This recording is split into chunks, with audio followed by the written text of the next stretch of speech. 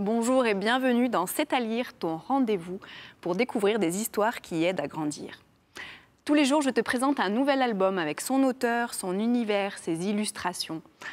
Et aujourd'hui, nous allons découvrir Le chat rouge de Grégoire Solotareff.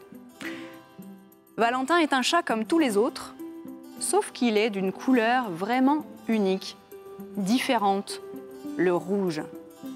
Cela l'oblige à rester à l'écart des autres chats qui se moquent de lui. Il vit seul, se cache dans la forêt.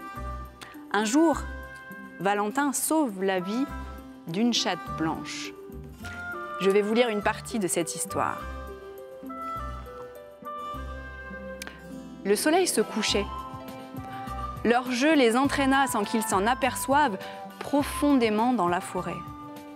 C'était l'heure du loup. Justement, un vieux loup rôdait dans le voisinage. Il était maigre, il avait faim ou mal aux dents. En tout cas, il gémissait. Il n'avait pas vu les chats, mais eux l'avaient vu depuis un moment. Tout à coup, alors qu'il s'éloignait, il se retourna vers eux. S'ils n'avaient pas bougé, le loup ne les aurait pas trouvés, mais les deux chats ne purent s'empêcher de partir en courant. Dans la nuit, Blanche-Neige brillait comme une fée.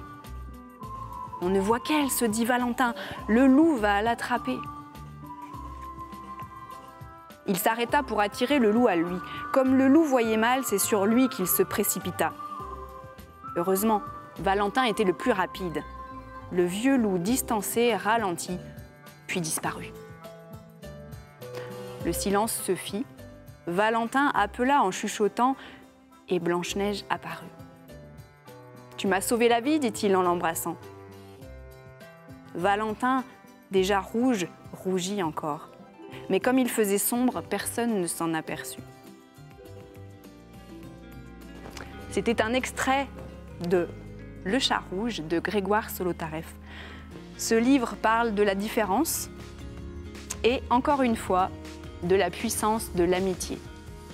Si vous voulez découvrir d'autres histoires de Grégoire Solotareff, vous pouvez aller dans la bibliothèque de votre école ou près de chez vous. Moi, je vous donne rendez-vous demain pour une nouvelle aventure de lecture.